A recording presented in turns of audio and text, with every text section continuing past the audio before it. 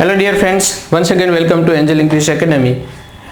English paper સોલ્યુશનની સિરીઝમાં આજે આપણે જોવાના છીએ કે આસિસ્ટન્ટ સોશિયલ વેલફેર જેની એક્ઝામ 7/10/2018ના રોજ લેવાયેલ એનું ઇંગ્લિશનું પેપર સોલ્યુશન આન્સર કી સમજૂતી સાથે. ઓકે, તો MCQ number 1, I asked who ખાલી જગ્યા. ઓપ્શન હતા she was she is she. 50-50 કરી નાખીએ તો આગળ ભૂતકાળ છે એટલે she is અને is she નો છેદ ઉડી ગયો. વધ્યા બે she was અને was she. તો મિત્રો જ્યારે WH કે અન્ય કોઈ પણ સંયોજક વાક્યોની વચ્ચે હોય ત્યારે અથવા તો WH સંયોજક તરીકે કામ કરે ત્યારે એ ક્યારેય પોતે પ્રશ્નાર્થની વાક્ય રચના હોતી જ નથી. એટલે કે અહીંયા પ્રશ્નાર્થ વાળું ન હોય તો સાચો જવાબ શું બને? she was. ખ્યાલ આવ્યો? વિધાન વાક્ય છે તો વિધાન વાક્યની રચનામાં પહેલા કર્તા હોય અને પછી ક્રિયાપદ હોય. કેટલું સરળ. I asked who she was. મેં પૂછ્યું કે તેણી કોણ હતી અથવા તેણી કોણ છે, પરંતુ ઇનડાયરેક્ટમાં એનું was થવું જોઈએ. આવા પ્રશ્નો મિત્રો 44 ઇંગ્લિશ MCQs ની અંદર પણ આપેલા છે. પેજ નંબર 98, 124માં નંબરનું, 112, 259 નંબરનું અને અન્ય પણ આવા MCQ છે જ. ઓકે, ચાલો નેક્સ્ટ. MCQ નંબર 2, વ્યક્તિગત અને સમૂહવાચક નામના જોડકા જોડો. એની સાથે બી કે એકની સાથે બીજાને સેટ કરવાના છે. એમાં એક બાજુ આપેલા છે બીઝ, ફિશ, શીપ, ચિકન અને સામે એનું જે ગ્રુપ હોય તો એને શું કહેવાય એ આપેલું છે. ઓકે, બ્રૂડ, સોમ, શોલ અને ફ્લોક. હવે આમાં મિત્રો આની એક ટૂંકી રીત છે, જવાબ જોઈ અને છેલ્લે હું તમને કહું છું. તો બીજ મધમાખીઓ છે, મધમાખીઓનો જે સમૂહ હોય એને કહેવાય સ્વર્મ અને એ જેમાં રહેતી હોય એને કહેવાય હાઇવ. એટલે બી સાથે સેટ થાય છે બીજ એટલે કે મધમાખી સાથે સ્વર્મ. ફિશ માછલીઓનું જે ગ્રુપ છે, રાઈટ, એને કહેવાય છે શોલ એટલે કે બે સાથે સી, શોલ. શીપ જે ઘેટાઓ છે, ઘેટાઓનો ટોળાને કહેવાય છે ફ્લોક એટલે કે ડી, અને ચિકન છે એને કહેવાય, એના ગ્રુપને કહેવાય બ્રૂડ. આવી રીતે આ બંધ બેસે છે. હવે આમ જોવા જાવ તો એકની સામે ડી, તો વનની સામે બી, હા, તો 1 સામે બી, 1 સામે બી એક જ છે, રાઈટ. તો જવાબ શું આવ્યો? ડી. હા, ટૂંકી રીતે એ છે મિત્રો કે આમાંથી તમને એક આવડી જાય, રાઈટ, એટલે બાકીનું છે ને એ મોસ્ટલી 99% સેટ થઈ જ જતું હશે. શીપ જે ઘેટાઓ છે એના ટોળાને ફ્લોક કહેવાય, તો 3 સામે ડી આવતું હોય એવું તમે આમાં જોવા જાવ તો એક જ છે. તો આ ઓપ્શન છે એ બંધ બેસતો છે ને, સરળ રીત એકદમ. ઓકે, અને હા મિત્રો આમાંના અમુક છે ઓલરેડી આપણે 44 બુકમાં આપેલા છે, ચેક કરી લેવા. 285, 351 પેજ નંબર ઉપર 20 અને 27 નંબરના MCQ છે. ઓકે, ચાલો next. MCQ number 3, make exclamatory sentence. એક્સક્લેમેટરીનો મતલબ થાય છે ઉદ્ગાર વાક્ય બનાવો. આપેલું વાક્ય હતું it is a great pity, right, પૂર્ણવિરામ અને ઇન્વર્ટેડ કોમા પૂરા. આનો 4 ઓપ્શન છે આપણી પાસે. વોટ એ પીટી, ઉદ્ગાર. What a great pity is it, ઉદ્ગાર. હાઉ પીટી ઇઝ ઇટ, ઉદ્ગાર. અને હાઉ ગ્રેટ ઇટ ઇઝ અને ઉદ્ગારની નિશાન, રાઈટ. સાચો જવાબ છે વોટ એ ગ્રેટ પીટી. હા, હવે શા માટે એ પણ સમજી લઈએ. તો it is a great pity એ ખરેખર ખૂબ જ દયાજનક વાત કહેવાય, રાઈટ, કરુણાની વાત છે. હવે ઉદ્ગાર વાક્યની રચના મિત્રો થાય છે આ પ્રકારે. કોઈ પણ ઉદ્ગાર છે તો એનું અહીં આન્સર લખી નાખો. હા, કયો આવ્યો? એ. ઉદ્ગારમાં હાવ અથવા તો વોટ પછી એકવચન બહુવચન હોય તો એન રહેવાના છે, પ્લસ વિશેષણ, પ્લસ નામ, પ્લસ ક્રિયાપદ, રાઈટ. આ એની રચના થઈ. હાવમાં હાવ, વિશેષણ, નામ નામ એટલે કે એ કર્તા જે હોવાનો છે, અને અહીંયા પણ એ નામ પોતે જ કર્તા તરીકે હોય તો ભલે, નહીતર અન્ય કોઈ પણ કર્તા. આ એની રચના છે.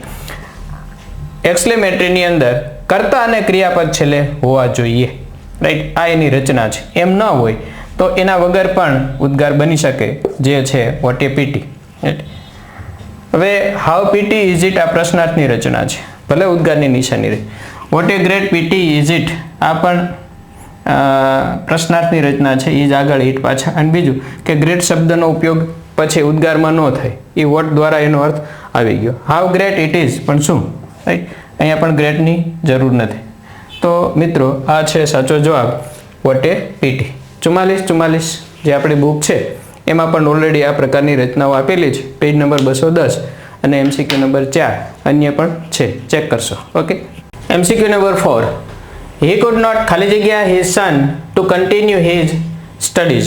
ઓપ્શન છે આપણી પાસે pursue PURSU, પછી pursued PERSUDE, C PERSUADE persuade, અને none of these અથવા તો none of the above.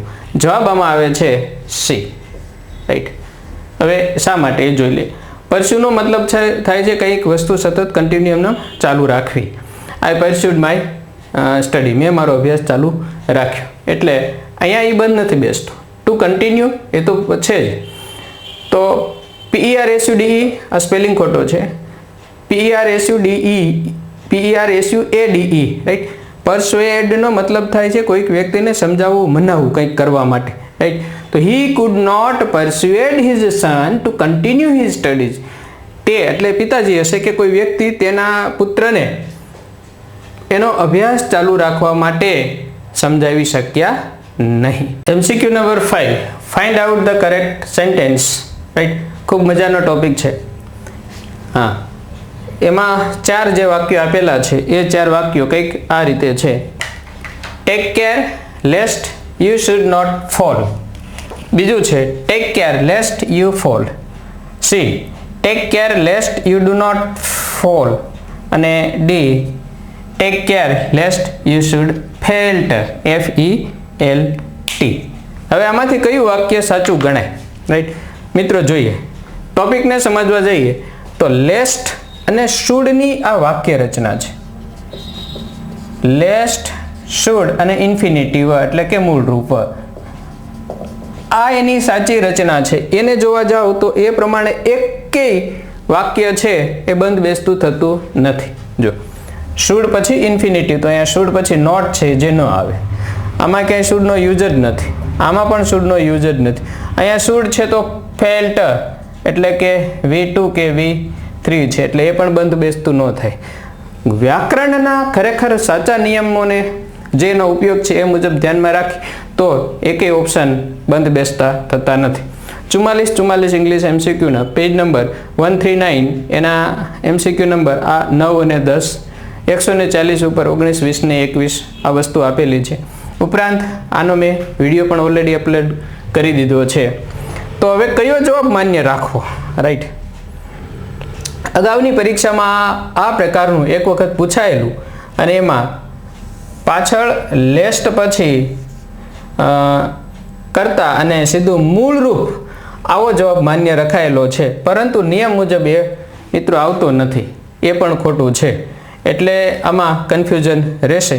સાચો જવાબ એમ થવો જોઈએ કે tech care lest you should fail અથવા તો ફોલ, રાઈટ. ફેલ અથવા તો ફોલ. કાળજી રાખજે નહીતર નાપાસ થાશ, કાળજી રાખજે રખેને નાપાસ થઈશ, રાઈટ. કાળજી રાખજે રખેને ફોલ, પડી જા, કાળજી રાખજે નહીતર પડી જઈશ. કાળજી રાખજે નહીતર નહીં પડ એમ ન કહેવાય મિત્રો, એટલે નોટ ન વપરાય એમાં. તો આ નિયમને ધ્યાન રાખતા એકેય વાક્યો બંધ બેસતા થતા નથી. ચાલો નેક્સ્ટ.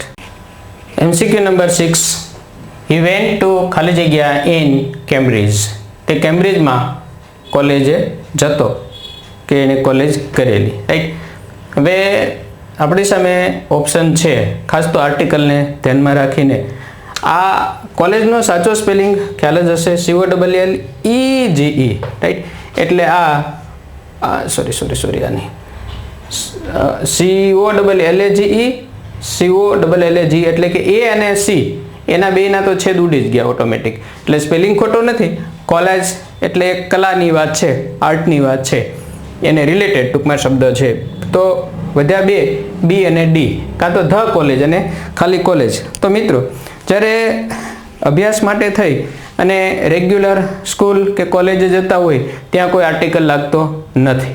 એવી જ રીતે ટ્રાવેલ રેગ્યુલર કરતા હોય બસ કે પ્લેન કે વગેરે, તો એમાં પણ આર્ટિકલ લાગતો નથી. તો તેણે કેમ્બ્રિજમાં કોલેજે જતો તો આઈ ડોન્ટ થિંક કે એમાં કોઈ આર્ટિકલની જરૂર હોય, ખાલી COLLEGE, રાઈટ.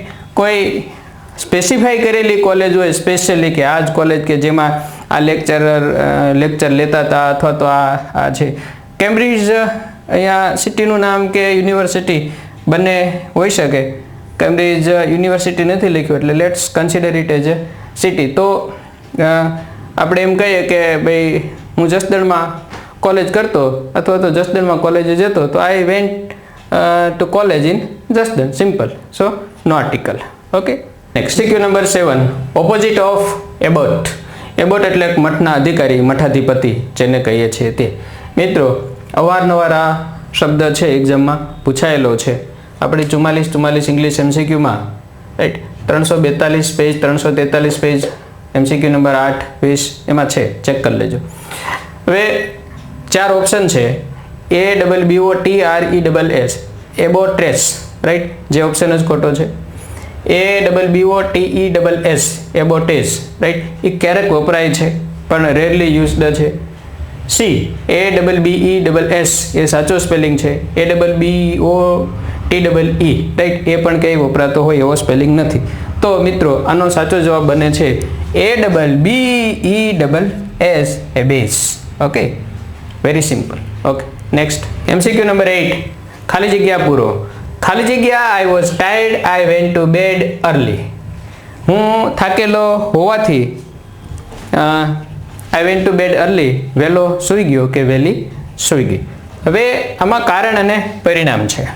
તો મિત્રો જ્યારે કારણ અને પરિણામ હોય અને વાક્યની શરૂઆતમાં ખાલી જગ્યા પૂરવાની હોય ત્યારે હંમેશા વપરાય છે એઝ. ખ્યાલ આવ્યો શું કીધું? કારણ અને પરિણામ હોય, વાક્યની શરૂઆતમાં ખાલી જગ્યામાં કારણ આપવાનું હોય ત્યારે શું લખવાનું? As. As I was tired, હું થાકેલો હોવાથી વહેલો સૂઈ ગયો, રાઈટ. જો આમાં અર્લી શબ્દ કાઢી નાખીએ મિત્રો, ખાલી જગ્યા I was tired, I went to bed, તો વેન પણ બંધ બેસતું થાય. When I was tired, I went to bed, જ્યારે હું થાકી ગયો ત્યારે હું સૂઈ ગયો. પણ અર્લી શબ્દ મૂક્યો છે સમય દર્શક, તો સમય દર્શક મૂક્યો હોવાથી ક્યારેય સમય દર્શક શબ્દ ફરીથી આવે નહીં. ઓકે. 100 બીકોઝ છે એ વાક્યની શરૂઆતમાં નથી વપરાતા, જનરલી 99% નથી આવતા, 99.99% નથી આવતા. ક્યારેક રેરેસ્ટ ઓફ રેર જ આવે કે આગળના વાક્યના સંદર્ભે બીજું વાક્ય શરૂ થતું હોય પૂર્ણ વિરામ પછી, તો એ જ આવી શકે છે કારણ દર્શાવવા માટે. Okay. Next MCQ number 9, plural form of brother. ભાઈનું બહુવચન આપો, રાઈટ. 2014થી ઓનલાઈન ટીચિંગ શરૂ કર્યું ત્યારથી માર્કેટમાં આ શબ્દ કેટલી વખત છે એ પ્રશ્નમાં પૂછ્યો છે, મેં અવારનવાર પૂછતો રહેતો.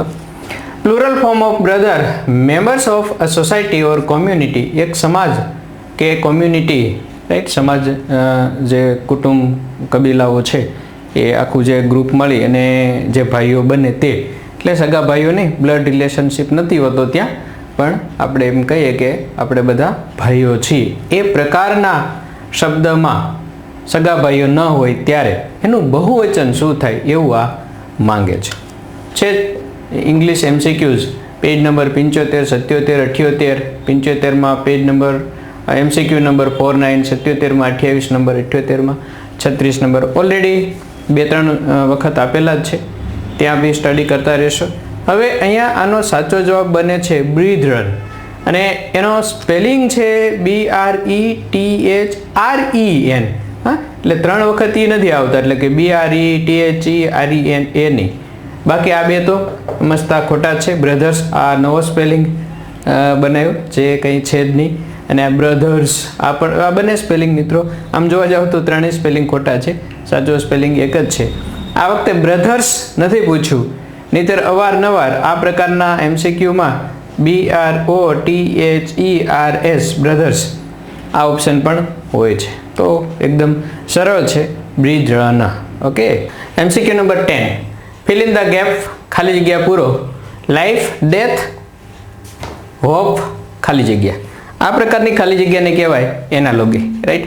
આપણી આ 44 ઇંગ્લિશ MCQ બુકમાં થોડા MCQ આવા લીધા છે, રાઈટ. આ ખાલી જગ્યામાં છે પણ જુદી રીતે છે. હવે એનાલોગીની અંદર આજે શરૂઆતના બે આપેલા હોય, રાઈટ, એ બે વચ્ચેનો સંબંધ કયો છે ને, રિલેશન કયો છે, એ રિલેશન અહીંયા નક્કી કરવાનો હોય છે. હવે જો અહીંયા લાઈફ અને ડેથ, જીવન મૃત્યુ એટલે કે પરસ્પર વિરોધી છે. તો અહીંયા પણ હોપનું આપણે વિરોધી લખવાનું રહે, અને હોપનું વિરોધી થાય ડિસ્પેર. હોપ એટલે આશા, ડિસ્પેર એટલે નિરાશા. આ ક્યાંક 236 પેજ ઉપર 60 નંબરનું MCQ છે ક્યાંક. આ પ્રકારની પણ જુદી રીતે છે. MCQ નંબર 11, વી વેર પ્રિવેન્ટેડ, ખાલી જગ્યા, ધ પેશન્ટ, રાઈટ. અમને દર્દીને જોવામાંથી અટકાવવામાં આવ્યા, મતલબ મંજૂરી ન આપવામાં આવી. તો મિત્રો જ્યારે પ્રિવેન્ટેડ હોય, રાઈટ, પ્રિવેન્ટેડ કે પ્રિવેન્ટ, PREVENT, ત્યારે કંઈક ક્રિયા કરવામાંથી અટકાવવા, એના માટે પાછળ આવે ફ્રોમ. આ એનો નિયમ છે, તો એને ધ્યાનમાં રાખો. તો કયો ઓપ્શન સાચો પડશે? બી, મતલબ we were prevented from seeing the patient, right. Okay. MCQ number 12, એનાલોગીનો ફરી એક પ્રશ્ન કે પ્રશ્નાર્થ ચિહ્નની જગ્યાએ નીચે આપેલામાંથી યોગ્ય વિકલ્પ પસંદ કરો, એવી ખાલી જગ્યા છે. હવે જે પ્રશ્ન કંઈક આવી રીતે આપ્યો છે, ટ્રાવેલર અને એની સામે છે જર્ની. તો સેલર ને શું લાગુ પડે, રાઈટ. મિત્રો આ પ્રકારના ઓપ્શન પસંદ કરવાના આવે ત્યારે આ બે વચ્ચેનો સંબંધ જોવાનો હોય છે. આ બે વચ્ચે કયા પ્રકારનો રિલેશનશિપ છે, રાઈટ. ટ્રાવેલર મુસાફરી, મુસાફર, અને જર્ની એટલે મુસાફરી. તો મુસાફર મુસાફરી કરે, એની એક્ટિવિટીનો સંબંધ છે. તો સેલર એટલે કે ખલાસી, એ શું કરે? તો કે વોયેજ કરે. વોયેજ એટલે દરિયાઈ મુસાફરી, અવકાશી મુસાફરી. તો સાચો જવાબ શું બને? VOYAGE, right. વોયેજ ઉપરથી વોયેજર બન્યું, જે અવકાશની મુસાફરી માટે વપરાતો શબ્દ.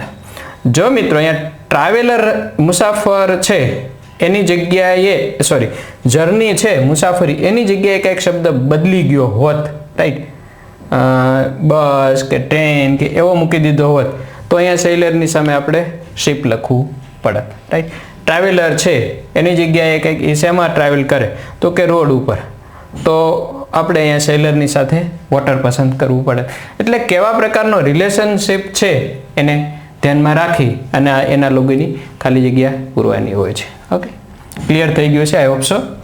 નેક્સ્ટ MCQ નંબર 13, પ્રશ્ન number 13, he was reared by his uncle and aunt, જેનો મિત્રો અર્થ થાય છે કે તેનો ઉછેર તેના કાકા અને કાકી દ્વારા થયેલો કે થયેલો હતો. તો રિયર્ડ બાય એની જગ્યાએ આપણે કૌંસમાંથી કે ઓપ્શનમાંથી સમાનાર્થી લેવાનું છે, જેમાં એક છે ગ્રોન બાય, આ સ્પેલિંગ જ ખોટો છે. પછી છે બ્રોટ અપ, બેકવ્યુડ અને ગ્રીવ અપ. તો મિત્ર રિયર્ડ એટલે ઉછેર કરવો, એના માટે બીજો શબ્દ છે બ્રિંગ અપ. અહીંયા ભૂતકાળ છે તો આમાં પણ ભૂતકાળ. He was brought up by his uncle and aunt, right. MCQ number 343, page number 394, આપણી 44 ઇંગ્લિશ બુકમાં આ પણ આપેલું છે. ઓકે, ચાલો next. MCQ number 14, just as he entered the room the clock struck 11.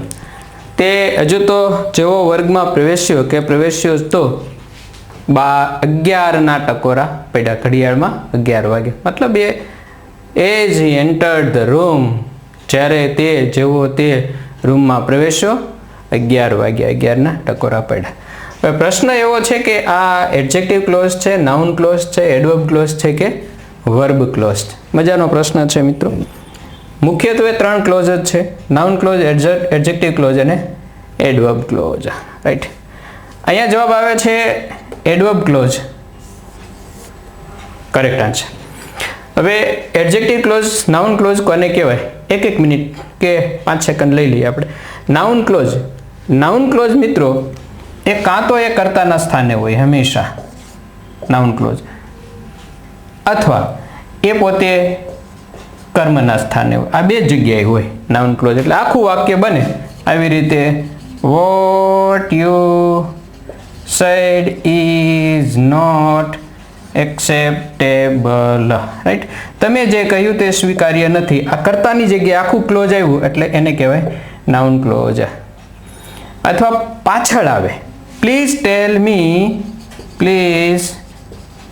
Me what you will give me. મને કે તું મને શું આપીશ, રાઈટ?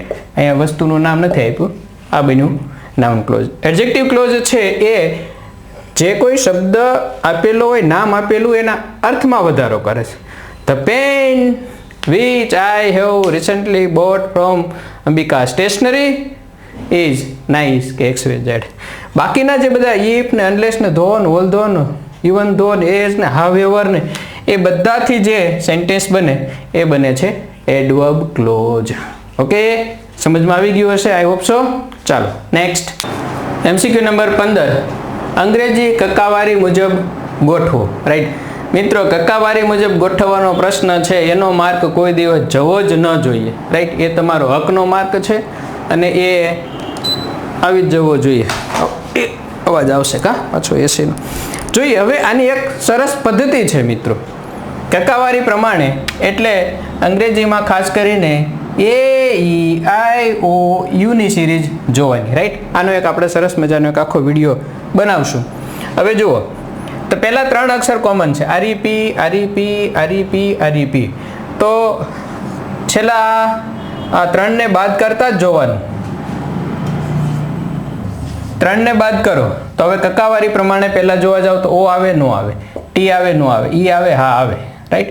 એટલે કે પહેલા E આવ્યું, પછી OTU, તો કે પછી O આવ્યું. હવે બધું નહીં વિખવાનું મિત્રો, કાં તો એક જ જોઈ લો તોય ખબર પડી જાય. એટલે કે 3 નંબરનો સ્પેલિંગ પહેલા આવે એ જોવાનું છે. તો 3 નંબરનો છે પહેલા, હા, એટલે આ 2 તો ગયા, આ અને આ રહ્યા. ઓકે, તો હજુ આગળ ચલાવો. બીજું O વાળો એટલે કે 1 નંબર આગળ આવે, તો 3 1 કયો ઓપ્શન? B. ગોઠવાઈ ગયું. બહુ સરળ રીત છે, right? Okay, next 16. Select the most similar word in meaning to shriek. Similar આવે એટલે સમજવાનું કે સમાનાર્થી શોધવાનો છે. SHRIEK, શ્રીક. શ્રીક એટલે કંઈક આમ ટીનો અવાજ, રાડ પાડવી, ખાસ કરી, બરાબર? ભાઈ કંઈક ડર લાગ્યો હોય ને આપણે નથી રાડ પાડતા, કંઈક એ પ્રકારે. ઓપ્શન છે ડ્રેડફુલ સાઉન્ડ, SOUND, હા, રાઈટ? ભયંકર અવાજ. શાર્પ સ્ક્રીમ, આ એનો સાચો જવાબ છે, sharp scream. Hue and cry, રાડ પાડીને કોઈને બોલાવવું કે વગેરે જેવો અર્થ. સોંગ એટલે ગીત. તો શ્રીકનો સમાનાર્થી શબ્દ બન્યો કયો? શાર્પ સ્ક્રીમ, તીણો અવાજ, ચીસ પાડી. Question number 17, right? સાવ સહેલો હતો. આપેલા 3 શબ્દો માટે ચોક્કસ ગુણધર્મના આધારે યોગ્ય વિકલ્પ પસંદ કરો. વિકલ્પો અહીંયા 4 નથી આપ્યા. જવાબ આવે છે these are names of boats. હોડીઓના નામ છે. એમાં કેનો, યાટ, ડીંગી, રાઈટ? કદાચ એકાદાની ખબર હોય તો ખ્યાલ આવી જાય. આ બધી જ એકાદી છે એ કંઈક મશીનવાળી હોય છે, યાટ કદાચ. બાકી 2 છે એ નાની હોડીઓ માટે. તો these are the names of boats. આ બધા બોટ્સ એટલે કે વહાણોના નામ છે. Okay, next MCQ number 18. Little ખાલી જગ્યા વોટ શી વોઝ ડુઈંગ. આપણે હવે મિત્રો આટલી બધી ચર્ચાઓ પછી લિટલ વિશે લિટલ નથી જાણતા, લિટલ વિશે વાસ્ટ જાણીએ છીએ. આમાં જવાબ શું આવે? Did she realise. શા માટે? તો કે આ એક રચના છે. Little do I know XYZ. હું એના વિશે બહુ જ ઓછું જાણું છું. ભૂતકાળ હોય તો લિટલ ડીડ આઈ નો વગેરે. બીજું તો એટલે આ રચના એટલે મતલબ કે સહાયક આગળ આવે એટલે આ બે તો આવે નહીં. સી રિયલાઇઝડ અને સી ડીડ રિયલાઇઝડ. આ તો અમસ્તું બી ખોટું છે. ડીડ સાથે ઈડી વાળું રૂપ હોય જ નહીં. એક વાત. બીજું કે લિટલ પોતે જ નકારાત્મક છે એટલા માટે ડીડ વાળો નોટ પણ ન આવે. લિટલ મિનિંગ નેગેટિવ જ આપે છે ને, રાઈટ? તો એમાં નોટ ક્યારે હોય નહીં. તો સાચો જવાબ શું બન્યો? Little did she realise what she was doing. તેણીને બહુ જ ઓછી ખબર હતી કે તેણી એ શું કરી રહી છે, મતલબ લેસ માત્ર પણ ખબર ન હતી. Okay, next. Okay, MCQ number 19. Which of the following is not a synonym of grief? Grief એટલે પીડા, વ્યથા, દુઃખ, દર્દ. એનું સમાનાર્થી કયું નથી એમ કહેવાનું છે મિત્રો. હવે ચારેયના અર્થ જોઈએ. સોરો, દુઃખ, પેઇન, દર્દ, હેપીનેસ, ખુશી, એગ્ની, પીડા. તો કયું સમાનાર્થી નથી? રાઈટ? તો હેપીનેસ એ એનું સમાનાર્થી નથી, વિરોધાર્થી છે. આમાં આપણે શું છે કે આમાં ફટાફટ નહીં તો જોવા જઈએ ને, હા સિનોનિમ સમાનાર્થી ગ્રીફ, ગ્રીફ એટલે દુઃખ એટલે સોરો, એ આમ રાઉન્ડ કરી દીધા પછી ખબર પડે કે નથી એવું પૂછ્યું છે. રાઈટ? એટલે જોવું, સિનોનિમ જોવો એટલે સિનોનિમ લખી જ નહીં નાખવાનું, એન્ટોનિમ જોવો એટલે એન્ટોનિમ લખી જ નહીં નાખવાનું. શું કીધું છે? નથી એવું કીધું છે. તો નથી કયું? હેપીનેસ. આ આપણી બુકમાં આપેલું છે 44 ઇંગ્લિશ MCQs, પેજ નંબર 20 અને MCQ નંબર 104. MCQ number 22. ખાલી જગ્યા પૂરો. ખાલી જગ્યા કંઈક આવી છે. ખાલી જગ્યા his popularity, he cannot be called a great writer. તેની નામના પોપ્યુલારિટી, ખ્યાતિ હોવા છતાં તેને એક મહાન લેખક કહી શકાય નહીં. મિત્રો, આ પરસ્પર વિરોધ દર્શાવતું વાક્ય છે. ક્યાંથી ખબર પડે? એક તો આ પોપ્યુલારિટી શબ્દ છે અને can not be called a great writer, એને ગ્રેટ લેખક ન કહી શકાય. સામે જ્યારે બે વિરોધ દર્શક શબ્દો આવી જાય તો એમ સમજી લેવાનું કે આ એડોબ ક્લોઝ ઓફ કોન્ટ્રાસ્ટ હોઈ શકે, એટલે કે વિરોધ દર્શક સંયોજક આમાં લગાડવાનું છે. હવે આપેલા 4 ઓપ્શનમાં ઇનસ્પાઇટ ઓફ, હાઉએવર અને ઇવન ઇફ, આ 3 ઓપ્શન છે વિરોધ દર્શક છે. રાઈટ? હવે બધાનો ઉપયોગ અલગ અલગ પદ્ધતિથી થાય છે. મારા એક અન્ય વિડીયોની અંદર આ સિસ્ટમ છે, તમે જોઈ લેજો. અહીંયા શા માટે ઇનસ્પાઇટ ઓફ આવે એ સમજી લઈએ. હવે ઇવન ઇફ અને હાઉએવર, રાઈટ? ઇવન ઇફ અને હાઉએવર પછી નિયમ મુજબ શું આવવું જોઈએ? તો કે કર્તા અને ક્રિયાપદ કાળ મુજબ. એક ઇનસ્પાઇટ ઓફ, અહીંયા આવી ગયો ઓફ, એટલે જ્યાં જ્યાં પાછળ ઓફ આવતું હોય ત્યાં કાં તો ક્રિયાપદનું ING વાળું રૂપ આવે અને એ નો આવે તો શું આવે? નાઉન આવે. તો અહીંયા જે ઇનસ્પાઇટ ઓફ હિઝ પોપ્યુલારિટી, તેની ખ્યાતિ પ્રખ્યાતિ, એ આખું નાઉન દર્શક શબ્દ થઈ ગયો. હી હોય તો એનું હિઝ કરીને હિઝ પોપ્યુલારિટી, હર હોય તો શી હોય તો હર પોપ્યુલારિટી, આઈ હોય તો માય પોપ્યુલારિટી, ધેય હોય તો ધેર પોપ્યુલારિટી. એ આખો એક ફ્રેઝ બન્યો. રાઈટ? અને પાછળ આખું સેન્ટેન્સ બન્યું. તો જે ઓફ વાળા શબ્દો છે, ઇનસ્પાઇટ ઓફ, રાઈટ, ઇન્સ્ટીડ ઓફ, એ બધા શબ્દો બે વાક્યોને નથી જોડતા. એક આખું વાક્ય હોય અને એક એ ફ્રેઝ હોય, ત્યાં કોઈ પર્ટિક્યુલર ટેન્સ ન હોય, ખાલી શબ્દ સમૂહ આપેલો હોય, બે એ પોતે અને બીજા 2-3 શબ્દો છે એ મળી અને એક આખો ફ્રેઝ બને અને એ મુજબ એ કામ કરે છે. અહીંયા સાચો જવાબ બને છે ઇનસ્પાઇટ ઓફ. એટલે ગુજરાતી એક્ઝેક્ટલી આવું થાય કે ઇનસ્પાઇટ ઓફ હિઝ પોપ્યુલારિટી, તેની ખ્યાતિ નામના હોવા છતાં પણ તેને મહાન લેખક કહી શકાય નહીં. Okay, next. MCQ number 23. નીચેનામાંથી જુદો પડતો શબ્દ શોધો. આ ટોપિકને કહેવાય omit odd one out. Right? આપણી બુકમાં 44 એક આખો ટોપિક છે. હવે 4 ઓપ્શન આવા હતા કે સ્કલ, એપેન્ડિક્સ, પેલ્વિસ અને ફિબ્યુલા. રાઈટ? ફિબ્યુલા છે ને? હા. ઓકે, હવે છૂટો અલગ કયો શબ્દ પડે છે? તો સ્કલ એટલે ખોપરી. એપેન્ડિક્સ એટલે એક વધારાનું આંત્રપૂછ જેને કહીએ છીએ. પેલ્વિસ એટલે પેડું અને ફિબ્યુલા એટલે ઘૂંટણથી ગોઠણ સુધીનું જે અંદરનું હાડક્યું છે તે. હવે આમાં એક વસ્તુને ધ્યાનમાં રાખીએ તો સ્કલ, પેલ્વિસ અને ફિબ્યુલા એ ત્રણેય હાડકા સાથે સંકળાયેલા શબ્દો છે, એટલે ત્રણેય સરખા છે. એપેન્ડિક્સ અલગ પડે. એક બીજી રીતે જોવા જાઓ મિત્રો તો બાકીના ત્રણે છે સ્કલ, પેલ્વિસ ને ફિબ્યુલા, એ શરીરના જરૂરી અંગો છે. રાઈટ? અને એપેન્ડિક્સ છે એ શરીરનું જરૂરી અંગ નથી, એ વધે તો એને રિમૂવ કરવું પડે. એટલે આમાં સાચો જવાબ કયો આવવો જોઈએ? Appendix B. Okay. MCQ number 24. Join words from part A with their meaning in part B. એટલે કે A ની અંદર જે શબ્દો આપેલા છે એનો અર્થ ને ધ્યાનમાં રાખી અને B સાથે એને જોઈન્ટ કરવાના, ટૂંકમાં જોડકા જોડવાના છે. આ બાજુ જે આપેલા છે એક્સપ્લોર, ઇન્વેન્ટ, ડિસ્કવર, રિસર્ચ, આ ચારેયનો અર્થ કંઈક થાય છે શોધવું, સંશોધન કરવું, ગોતવું, ફાઇન્ડ આઉટ, રાઈટ. અને એની સામે જે આપેલા પણ કયા કયા પ્રકારનું સંશોધન કરવું એ અલગ અલગ વસ્તુ છે. હવે એક્સપ્લોર એટલે શું, રાઈટ? આપણે જવાબ પહેલાં જોઈ લઈએ જેથી કરીને સમજવામાં બહુ સરસ વધારે અનુકૂળ રહેશે. તો અથવા આમ કરીએ કે એક્સપ્લોર કોની સાથે એ બંધ બેસતું થાય છે, ઇન્વેન્ટ કોની સાથે બંધ બેસે છે, ડિસ્કવર અને રિસર્ચ. આમાંથી કયું વધારે તમને સરળ લાગે? આપણે ડિસ્કવરી જોતા હોઈએ તો ડિસ્કવરનો મતલબ એવો થાય છે કે જે ઓલરેડી પહેલાં હતું જ, અસ્તિત્વ ધરાવતું, પણ એની ઉપર વર્ષો જતાં કવર ચડી ગયું, એ કવર આપણે કાઢવાનું છે, એટલે કે એને ડિસ્કવર કરવાનું છે, હવે અનફોલ્ડ કરવાનું છે. તો એ ડિસ્કવર મતલબ આવું થાય ને, find out something that existed before, પહેલાં અસ્તિત્વ ધરાવતું એને શોધી કાઢવું. એટલે એક સેટ થયું, ત્રીજાની સામે એક આવે. એકાદાનો અર્થ આવડી જાય તો ખબર પડી જાય, રાઈટ? તો એમ જોવા જતાં એક અને આ ડી, બી અને એ અને ડીના છેદ ઉડી ગયા, હવે રહ્યું બી અને સી. ઓકે, આગળ વધીએ. ઇન્વેન્ટ.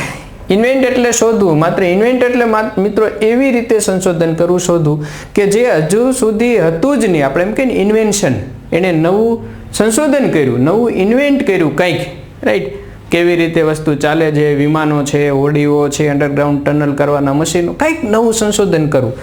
તો ઇન્વેન્ટને ધ્યાનમાં રાખો તો create something not existing before, એટલે કે 3 લાગુ પડ્યું તો બીજાની સામે 3 આવ્યું, તો 2 સામે 3 આવતું હોય એવું કયું? તો 2 સામે 3 આવતું હોય એ બેયમાં છે. ઓકે, આગળ વધીએ. હવે વધ્યા કયા? એક્સપ્લોર અને રિસર્ચ. રિસર્ચનો મતલબ એવો થાય છે આપણે PhD કે MPhil કરીએ ત્યારે રિસર્ચ પેપર છે એ રજૂ કરવાના હોય, અથવા તો રિસર્ચ એન્ડ ડેવલપમેન્ટ R&D, કંઈક નવું છે એ સંશોધન કરતા જાય, પછી એમાં સુધારા વધારા કરતા જાય અને એ મુજબ એની હકીકતો, નોર્મ્સ છે એ એસ્ટાબ્લિશ થતા જાય, રાઈટ? એ સ્થાપાતા જાય.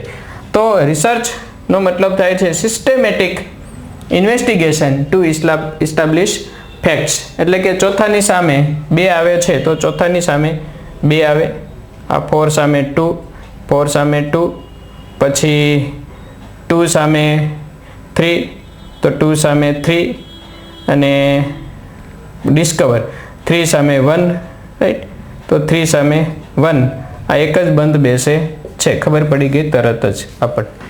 તો ઓટોમેટિક એકનો અર્થ છે એ ખબર પડી જવાની કે એક્સપ્લોર નો મતલબ થાય છે inquire into or examine a country et cetera going through it. Explore કરવું, એક્સપ્લોરેશન ઉપર એ નીકળ્યા છે, સંશોધન ઉપર નીકળ્યા છે, કોઈ દેશ વગેરેમાં જઈ અને એ ક્યાં છે, શું છે એનું જોઈને સંપૂર્ણપણે એનું એક્સપ્લોરેશન કરવું, ધેટ્સ કોલ્ડ એક્સપ્લોરર.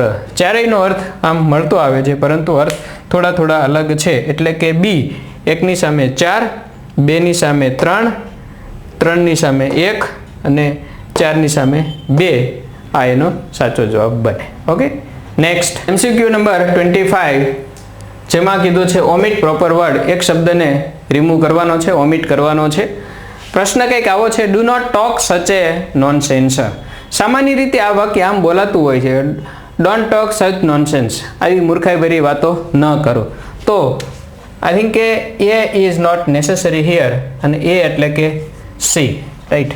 બહુ સરળ પ્રશ્ન હતો. ઓકે, નેક્સ્ટ MCQ નંબર 26, છેલ્લું. Rearrange the jumble words phrases into a meaningful sentence. અર્થસભર વાક્ય બને એ રીતે શબ્દો અથવા શબ્દ સમૂહોને ગોઠવો, રાઈટ? મિત્રો, આ ટોપિક છે એ ડીપ સ્ટડી માંગી લે થોડું, રાઈટ? ક્યારેક એવું બને કે એમાં તમને હિન્ટ મળી જાય, એકાદા શબ્દનો જો અર્થ આવડી જાય તો હિન્ટ મળી જાય. જેમ કે આમાં બ્રિંગ ફોર્થ નો મતલબ છે પ્રોડ્યુસ, ઉત્પન્ન કરવું, લાવવું, જરૂરિયાત મુજબનું. જો એ ખબર પડી જાય તો સેન્ટેન્સ છે સરળ બની જતું હતું. આમ જોવા જાઓ તો ધ્યેય કરતાં હંમેશા પહેલાં આવે તો ઓકે જ હતું, ધ્યેય, વિલ, અહીં સુધી. પછી બ્રિંગ અને ફોર્થ બહુ સારી વાત છે, સાથે આપી દીધું બ્રિંગ ફોર્થ, રાઈટ. તો જે 4 ઓપ્શન આપેલા હતા આ સ્પેસને ધ્યાનમાં રાખીને મેં ચારેય નથી લખ્યા, માત્ર જવાબ છે. તો આ રીતે તો એક જ ઓપ્શન છે 4માંથી, આગળનું વાંચવાનું વિચારવાની જરૂર જ નથી જ્યારે સમયની કટોકટી હોય ત્યારે. એટલે આખો જવાબ શું બન્યો? They will bring forth the energy required for the performance of my task. તેઓ મારે જોઈએ છે, કાર્યમાં જોઈએ છે, જેટલી જરૂરિયાત છે એટલી એનર્જી એ પ્રોડ્યુસ કરશે, લઈ આવશે, રાઈટ. બહુ સરળ પ્રશ્ન છે આમ જોવા જાવ તો, એટલો બધો અઘરો નહોતો, થોડુંક વાંચીને વિચારવું પડે તેવું હતું. તો મિત્રો આ છે assistant social welfare. I have tried my level best. Maximum જવાબ સારા, સાચી રીતે અને યોગ્ય ભાષાંતર સમજૂતી સાથે આપવા પ્રયત્ન કર્યો છે. તમારા પ્રતિભાવો, પ્રશ્નો વગેરે કોમેન્ટ કરશો મને, અને આ રીતે આપણે દરેક પેપર સોલ્યુશન લેવાના છે. કેટલાક અપલોડ થઈ ગયા છે, કેટલાક આવી રહ્યા છે. આ પેપરની અંદર ઘણા બધા એમસીક્યુ જેવા હતા કે છે કે જે આપણી 44 ઇંગ્લિશ એમસીક્યુ બુકની અંદર ઓલરેડી આપેલા છે. એટલે આ બુકની અંદર મિત્રો અગાઉના વર્ષોના એમસીક્યુઝ અમે લીધા છે બધા, કોઈ ફેરફાર કર્યા વગર. તો હવે પછીની પરીક્ષામાં આપણે જોઈએ તો શું થતું હોય છે કે અગાઉની પરીક્ષાના એમસીક્યુઝ કાં બેઠા બેઠા રિપીટ થતા હોય, અમુક છે થોડા ફેરફારો સાથે થતા હોય. તો એનો તમે અભ્યાસ કરતા રહ્યો તો ચોક્કસ તમને પરિણામ મળવાનું છે. 26માંથી 8-10 તો એવા છે કે જે કોઈ પણ ફેરફાર વગર સીધા છે, અને 6-7 એમસીક્યુ જેવા છે થોડા ફેરફારો સાથેના છે. અમુક એ પ્રકારના છે કે એમસીક્યુ એવું નથી એક્ઝેક્ટલી, પણ એ જે નિયમ સેમ ફોલો કરે છે, જેમ કે ઇન્સ્પાઇટ ઓફ ને વગેરે હતા એ મુજબ. તો મિત્રો સ્ટડી કરશો. Okay, thanks, have a good day.